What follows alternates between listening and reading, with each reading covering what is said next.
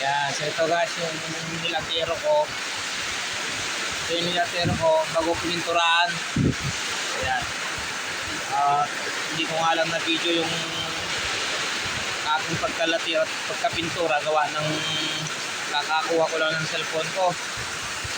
Ayan guys, bago mayroon na naman akong set up doon sa tambutso niya bago itong nilatero ko dito guys. Ito talaga as in ng wasak ito. Tapos yun sa pinaka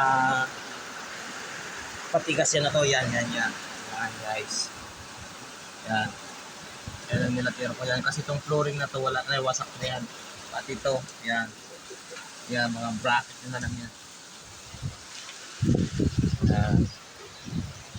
So abangan nyo guys yung wing ban nya, pipinturahan ko ulit yung wing ban nya na yan.